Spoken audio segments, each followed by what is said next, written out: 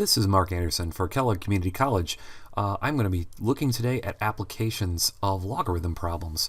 We're going to be taking problems that are written with an exponential equation and using the log to solve for the missing variable. We are also going to look at problems written with log and using an exponent to get rid of the log and solve for the missing variable. We're going to start off with the problem that's directly asked by this worksheet I wrote, and then do a follow-up question, which might actually get to some of the deeper questions asked in the homework. So this is a compound interest formula where A is your starting amount, the original value of an investment, I is the interest rate, and I'll probably use the capital letter I to not get confused with imaginary I, and N is the total number of compounding periods. So P is going to give us how much we have as our investment in N periods. Generally speaking, I've seen this equation flip-flopped with A on the outside and P on the right side because A would be the amount that you would have and P would be something called the principal, which is the original value of the investment. But here, and again, I want to kind of divide this in half to do my original work here and then my follow-up question. An investor adds $8,000, which is going to be my A, or starting amount, that earns 12% interest compounded semi-annually. That's twice per year. And what is its value of the investment after 4 years?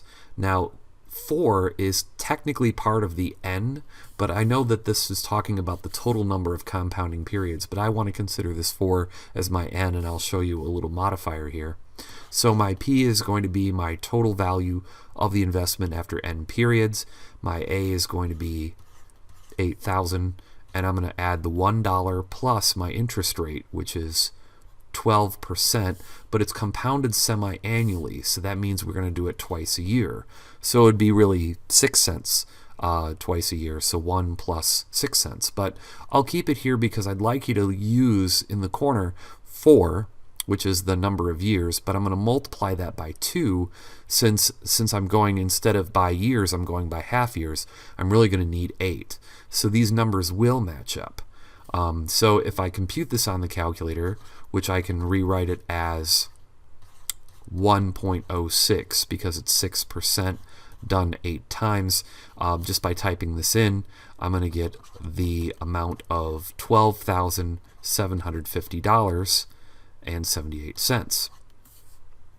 Now, a follow-up question I want to ask is if you were ever lucky enough to get 12% interest, and in this day and age, at the time of this recording, most banks can give out just a little less than 1% interest for savings accounts, so 12% would be really riding a very good portfolio on the stock market. But this would be, if I'm asking, like, when will you double your investment?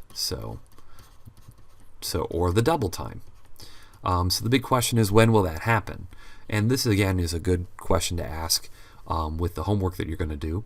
So instead of starting with P, I'm going to start with $16,000 because my original investment is 8. So I really want to find out how many N does it take to get to that 16,000.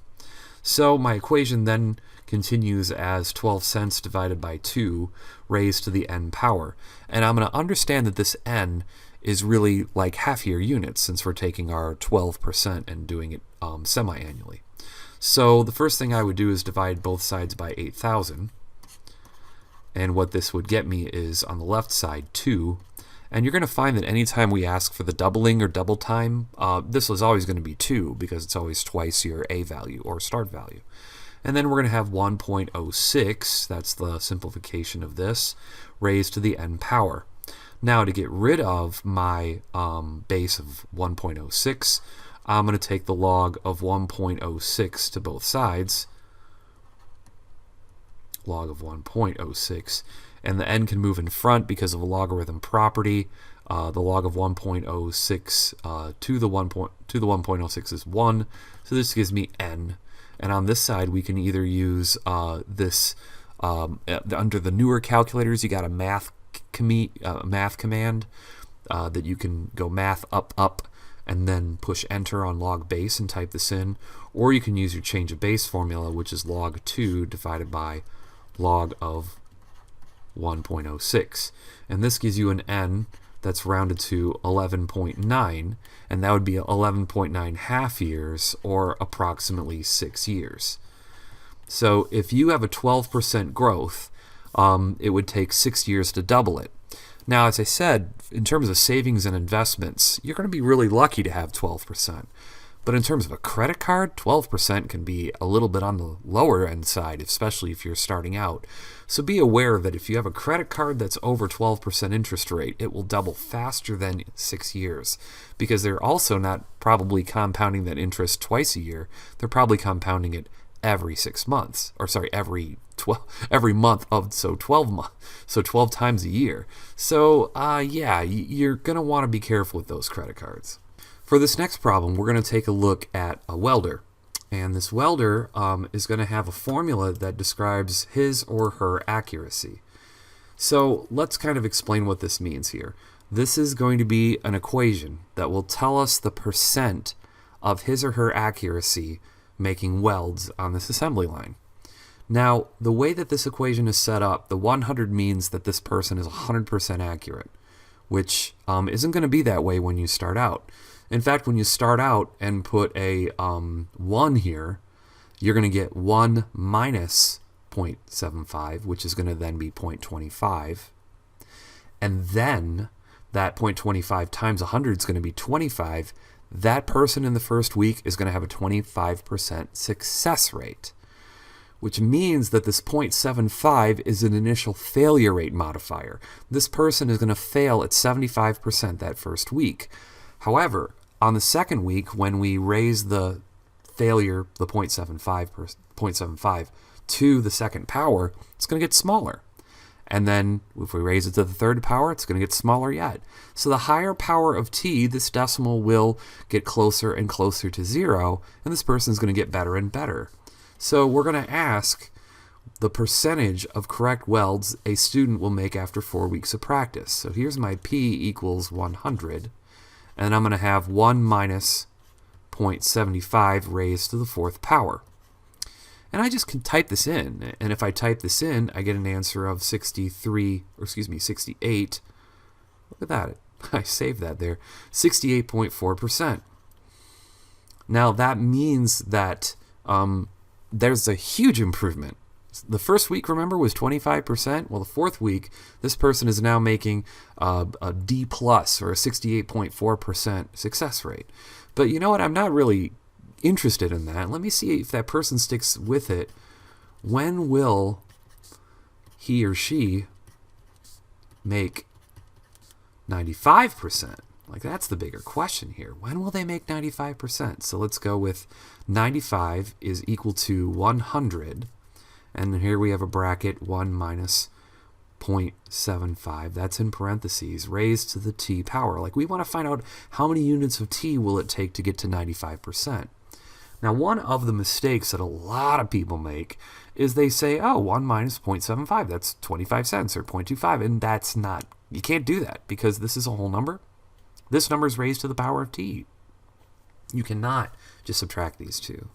Instead, we got to use our inverse operations to get all the numbers to the left, and then eventually use a logarithm to help us out here. So I'm dividing both sides by 100, so 0.95 is equal to 1 minus, in parentheses, 0.75 raised to the t. Subtract 1 from both sides, so we have 0.05 negative, and then here we have negative 0.75 raised to the t. Divide both sides by negative 1 to get us down to 5 hundredths and 75 hundredths t. Well, what I'm going to do now is take the log of base 75 on both sides, and I can move the t in front. Log base 75 of 75 is just going to give me t. And over here I can use my change of base formula, which is log of 0.05 divided by log of 0.75. And what I get there is I get an answer of t equal to 10.4. So a little over 2.5 months will basically make this person a 95%er, and they're going to get better and better according to this model. According to this model, better as we go. Okay, so third problem. I'm going to deal with starting with a logarithm here. And we're going to look at the percentage of light through a given material is given by this equation, the log of P or log of P. Notice that the base is not given, so that's base 10. Log P equals negative KD, where P is the percent of light passing through the material. K is a constant that depends on the material, like how it's built and how it's made and how dark it is. And D is the thickness of the material, which will also go into helping to reduce the light. So what I'm going to ask for here, it says here, the constant K for the piece of glass is 0.5. All right, so that's my K. How thick a piece of glass is needed, so this is D, so that 60% of the light, or 0.60, that is incident to the glass will pass through it. Well, there's no follow-up question for this one, so I'm going to write log P equals negative KD, and we're going to solve for D. So let's plug in what we know.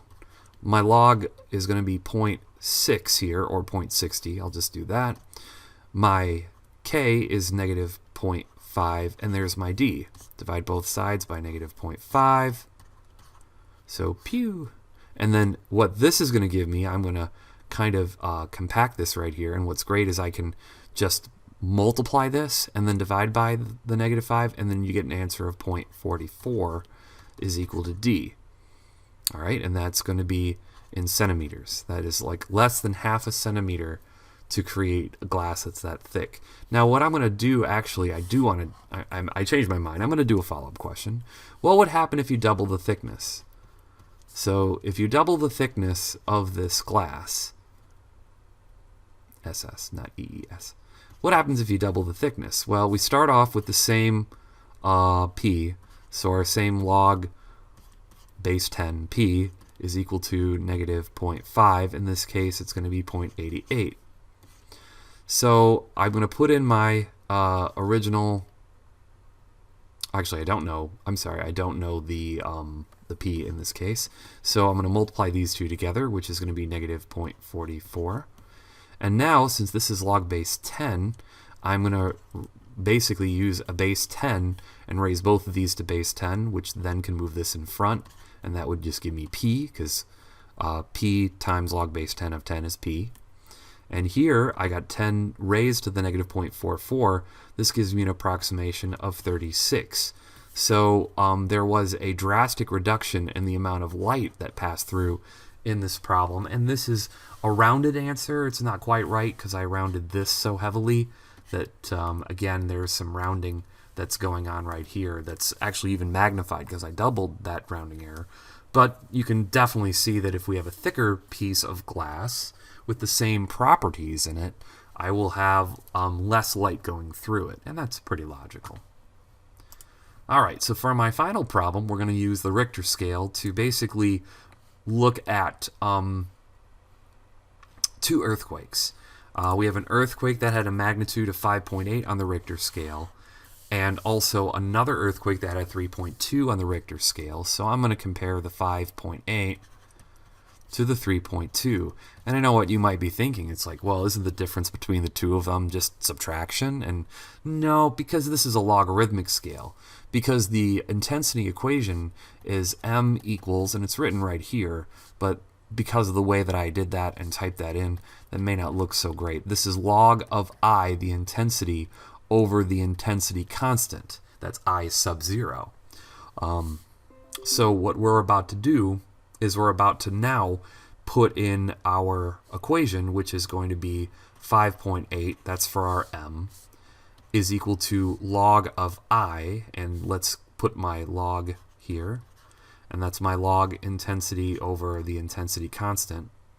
I want to get rid of the log, so the log has a base of 10, so I'm going to exponentialize that and move this to the front, and basically the log base 10 of 10 is going to leave me with just I over I sub 0, and over here 10 to the 5.8 power is 630,957 rounded to the nearest whole number.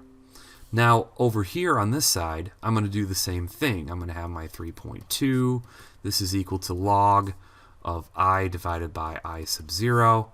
And I am now going to do the same thing with my base 10.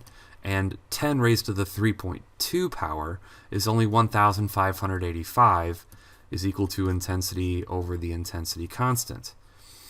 Now, if I solved both of these for i's, I would multiply both sides by the intensity constant. So 630,957 times the intensity constant is equal to the intensity. And over here, I've got my 1,585 times the intensity constant is equal to intensity. Now, the question is how many times stronger in intensity is the earthquake that has a magnitude of 5.8 on the Richter scale? Well, due to the transitive property, then we have this equal to this, and if I want to compare them, I would just stack them on top of each other, big to small, to find out how many times greater that bigger earthquake was compared to the smaller one. And because the intensity constants are the same, we can divide them out and make that 1. And so what I'm left with this division is an approximation that this is 398 times stronger. By dividing these two numbers, you can see that this intensity on the Richter scale is, comparing 630,000 to 1,500, there's just a lot more strength to that the first earthquake at 5.8 versus the second one at 3.2. All right, well, thank you for watching these applications of logarithm problems and solving them using logs and exponential equations and functions. Thank you.